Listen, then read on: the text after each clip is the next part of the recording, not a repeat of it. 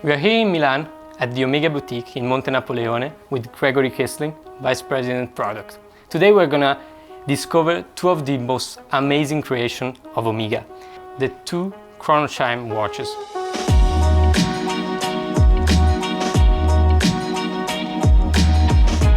Hi Gregory. Hi. Nice to see you. Nice to see you again. Okay, so 1932, it's a very important year for Omega, and tell us more about it. So why is it so important? 1932 is definitely a milestone for our brand. It was the very first time that Omega played a role as official timekeeper to time the Olympic Games in Los Angeles in 1932. And I've taken with me two incredible watches, vintage watches. I will start with a pocket chronograph, pocket watch chronograph, and this model was actually used to time the Olympic Games in Los Angeles in 1932. It's a pocket chronograph or a stopwatch as well. As you can see, you have two sub-dials. Talking about the dial is made in grand feu enamel. Two sub-dials. You have the 60 seconds recorder and you have the 30-minute recorder. And two hands.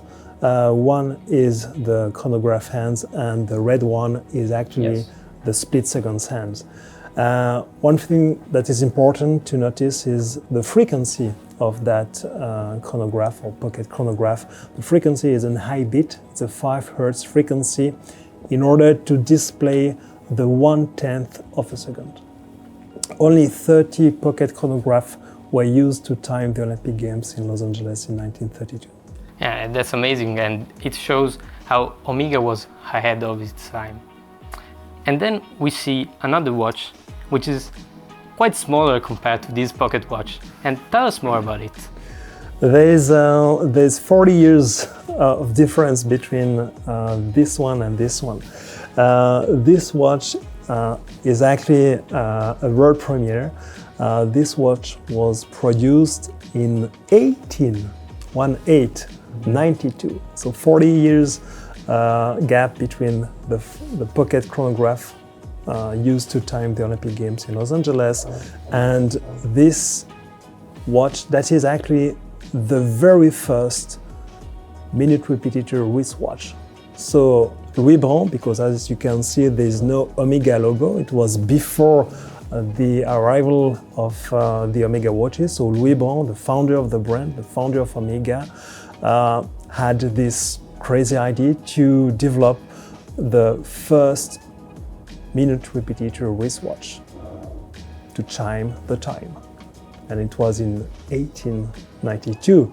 And as you can see, it has these two hinges. So it was really a wristwatch. There's no transformation from a pendant watch. It was really developed as a wristwatch. And it was roughly 10 years before the era of the wristwatches. So it was also in advance regarding the wristwatches. Yeah, that's very impressive. It's a unique piece. It's a unique piece. Okay, so we saw the historic pieces and they have two important complications inside, so the chronograph and the minute repeater. And today we discover the 1932 Chrono Chime. Exactly. This model right here, it's obviously more linked to the design. So tell us more about it. So the idea was really to blend these two complications. The idea was really to blend the first minute repetitor wristwatch with the essence of the pocket chronograph with a 5 Hz frequency. And not only in terms of mechanism, but also in terms of design. And this is why we decided to come out with the 1932 Olympic version, because as you can see in terms of design, it has the same position for the two sub-dials, white face, the case also with this rounded shape, and also the two hinges like the first minute repetitor wristwatch. So in terms of design, it has everything. Also regarding the fact that you can also wear the watch in 3 different manners. You can wear the watch as a wristwatch, but you can also wear the watch as a pocket watch, like a pocket chronograph, or you can also wear the watch as a stopwatch. And this is why we also decided to develop some accessories with the watch. Yeah, I believe that Omega, in terms of accessories, has really something more than the many other brands, because I mean the idea of combining this wristwatch and to have it as a pocket watch and also as a watch that you can wear it as a stopwatch is something very unique. Yeah, because we wanted also really to show our legacy and coming back with a complication. It was the first time that we had this idea of combining these 2 complications, because we can talk about a big complication. A minute repeater is already at the top of the pyramid in terms of complication. A chronograph is also already something that is complicated, but combining both mechanisms, it was something very challenging, I have to say. What do you think were the biggest challenges of developing these watches? Because you started from scratch, so you didn't combine movements, you started from zero. We designed absolutely the movement from scratch, the caliber from scratch. It took us 6 years of development from the idea to the production. And probably the Chrono Chime complication was something very difficult, because as you can imagine, a minute repeater is a standard minute repeater. To tell or to chime the time is already something that is very complicated. But putting all this brain, all this mechanism into the chronograph function, or I should say the chronoscope function, because here we like to talk about not the chronograph function but the chronoscope function, because a chronoscope function displays the time, a chronograph function write the time. So if we talk about the Chrono Chime, let's talk about the chronoscope function. So to plug the chiming mechanism into the chronoscope function was very challenging in terms of inertia, in terms of balance and everything. We had also to decide how to chime the elapsed time, because with the Chrono Chime we are not chiming the time, we are chiming the elapsed time. So you start your chronoscope function, you stop, and then you can repeat how many times you want. You can repeat the Chrono Chime function. So we decided to chime up to 15 minutes, and we wanted also to pay tribute to the very first wristwatch chronograph we developed in 1913. It was many years ago, and at that time we introduced a 15-minute recorder. So we decided to introduce a 15-minute recorder, so we can chime up to 14 minutes 59 seconds. Then we had to divide the minute into 6 times tenths of seconds, and then we chime the seconds. So we have two gongs, 2 hammers, 2 gongs. The low note is for the minute, the high note for the seconds, and the double stroke, the double note, is for the tenths of seconds.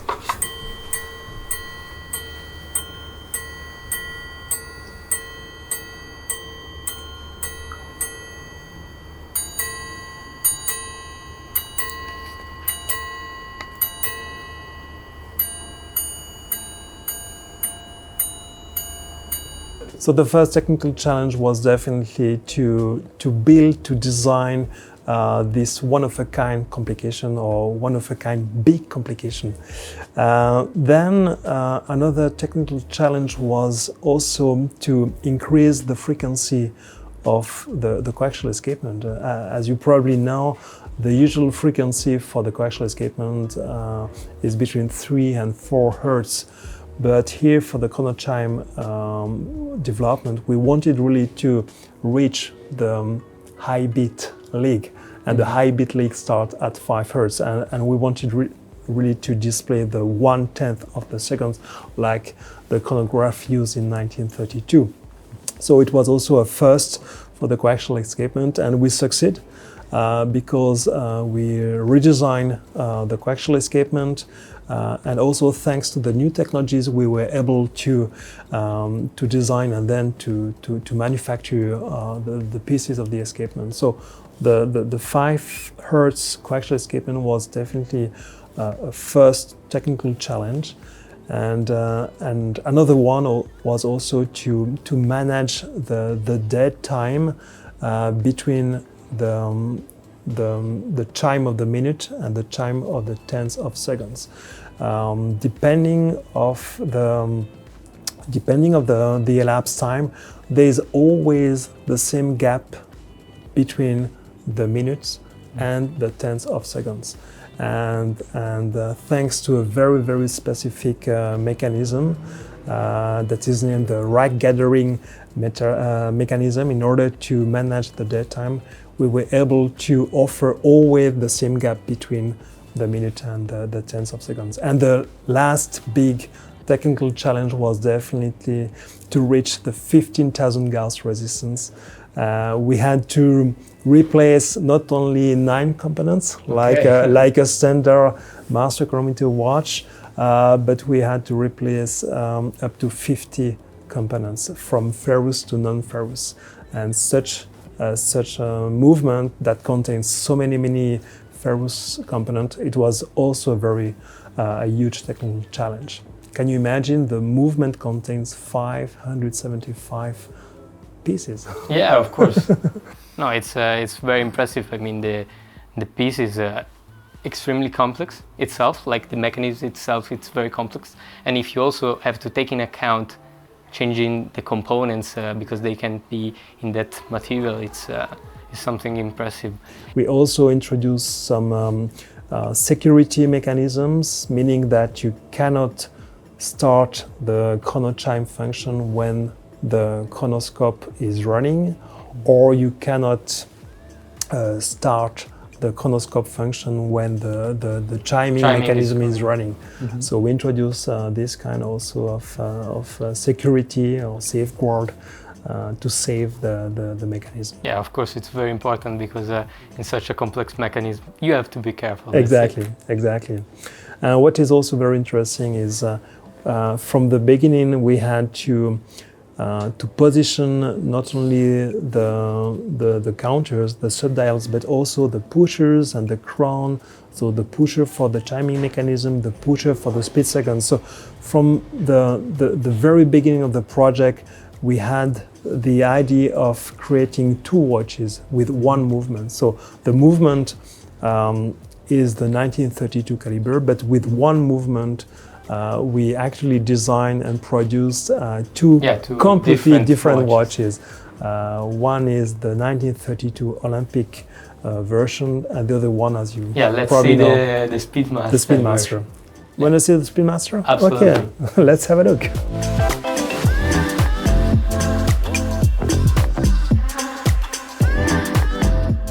Okay, so we were talking about how the dial was made on the first watch, and then we have a totally different watch on the Speedmaster. So exactly. So 1 caliber and 2 different display. It's not only a creation of the case, but also a creation of the display. So what we did, it's quite smart. We turned the caliber by 90 degree. So the crown here is at 12 o'clock. By turning the caliber by 90 degrees, we have the crown at 3 o'clock, and therefore the 2 counters at 3 and 9 o'clock, and the 2 hammers embracing the small seconds at 9 o'clock. And then you have the chiming pusher at 8 o'clock, and then the speed second pusher at 2 o'clock. And then the chronoscope pusher, it's a mono pusher, chronoscope function at 3 o'clock. So we had also really to decide the position of the pusher in terms of ergonomic. The position of the chiming mechanism is perfect because you use your thumb to push.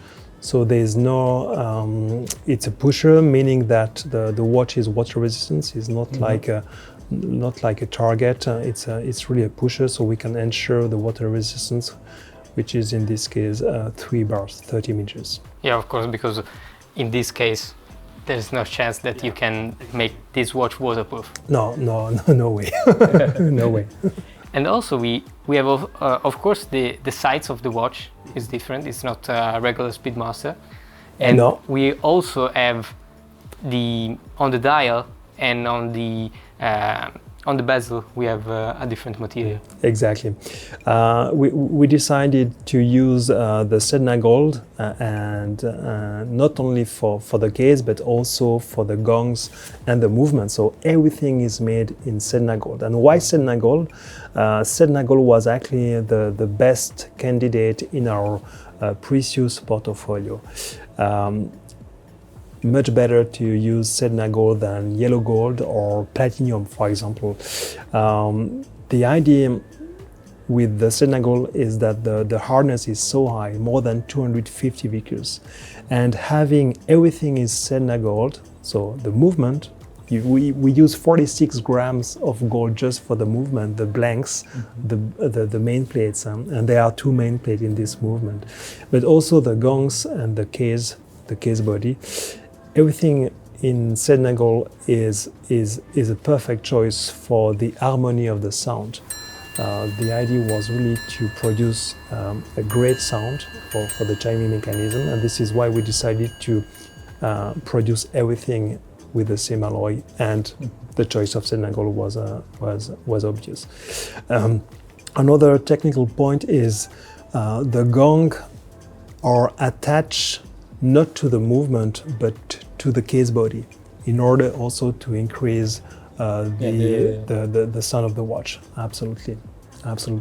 And we have 2 specific gongs, one for the Speedmaster and the other one for the Olympic version, because of course the volume inside the case body is different, and this is why we decided to adjust the length of the gong according to the case.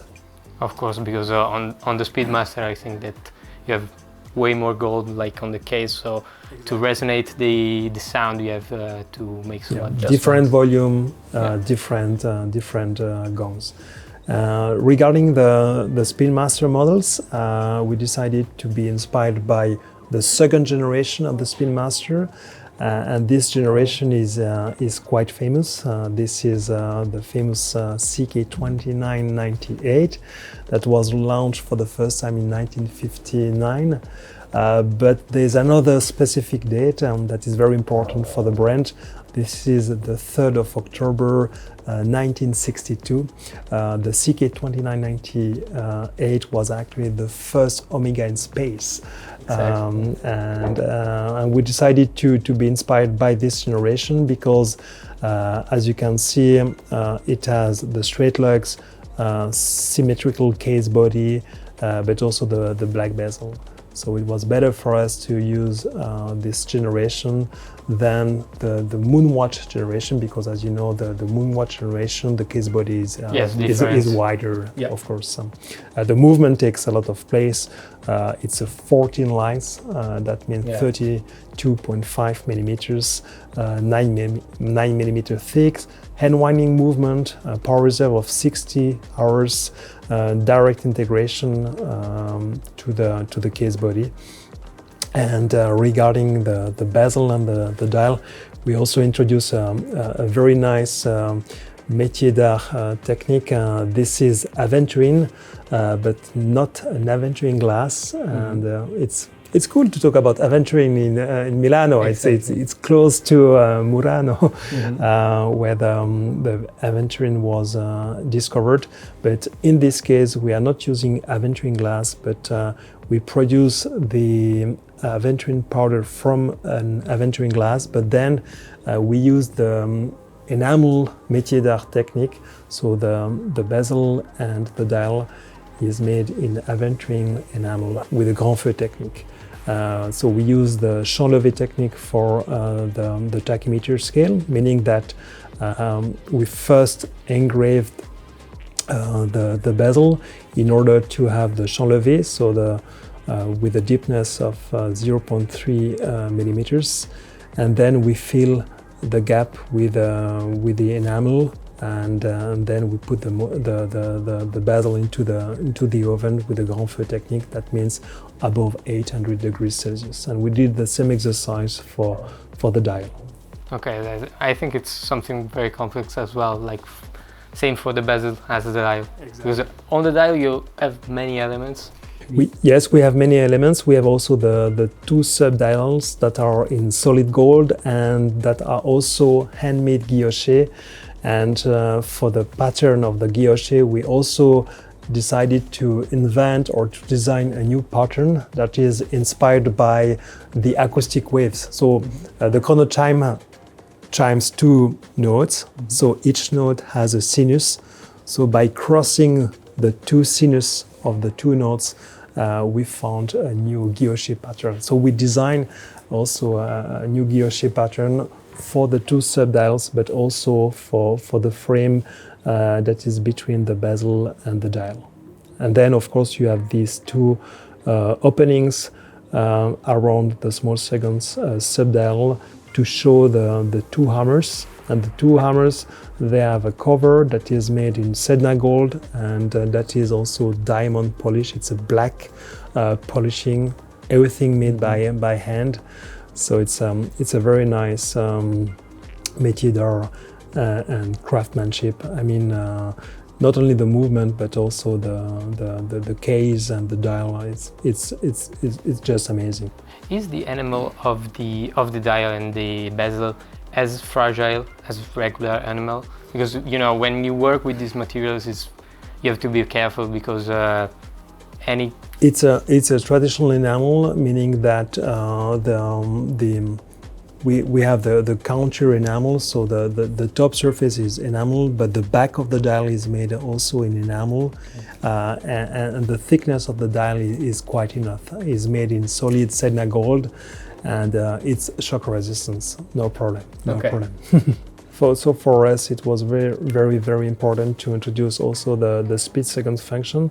As you can see, you have the pusher at 2 o'clock, and you can split the time. It's a very interesting function to take intermediate times when you are timing an event with many athletes.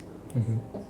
So the speed seconds function display, but the chiming function is only linked with a chronoscope hand. So it takes 3 months pro watchmaker to do the assembly and the decoration of just one movement.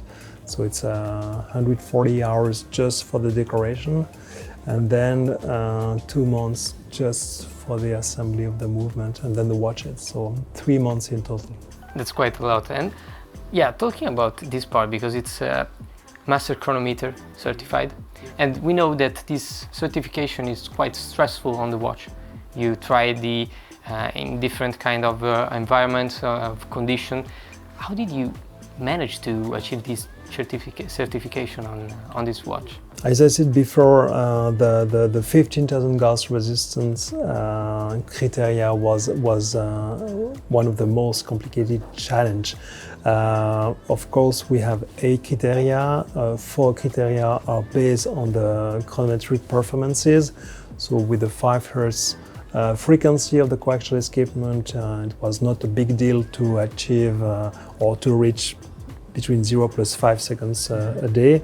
The water resistance, of course, is part of the criteria, but then the 15,000 Gauss magnetic resistance was a big challenge. So this is why we had to rebuild some pieces from ferrous to non-ferrous. Few weeks before the launch, we had to change last two pieces in order to reach the 15,000 Gauss resistance. Just in time. Just in time. That's amazing. At Omega, you're used to do amazing boxes for your watches, and also we can see them here. And what's special about them? The box of the Chrono Chime watches is quite impressive. It's not only big, it's it's very, very heavy. So roughly 20 kilograms just for the box. So the box is made in walnut, but inside the box there's a resonance plate in order to emphasize the chiming mechanism. And the resonance plate is made in spruce. This is exactly the same type of wood that Stradivarius used for to create or to manufacture the violin. This spruce has an age between 3 to 4 centuries, and is from the forest Rizu that is located in the Valley de Joux, close to Blancpain. So very interesting. And so the resonance plate was made in spruce, and then for the accessories for the Olympic version, as you have seen, we developed a leather cord for wearing the watch as a pocket watch, but also a neck leather cord for wearing the watch as a stopwatch. Yes, and we also develop a quick change system in order to change easily your strap or your leather cord. Okay, thank you very much, Gregory, for the explanation, and we hope to see you again here in Milano. Thank you so much. Thank you.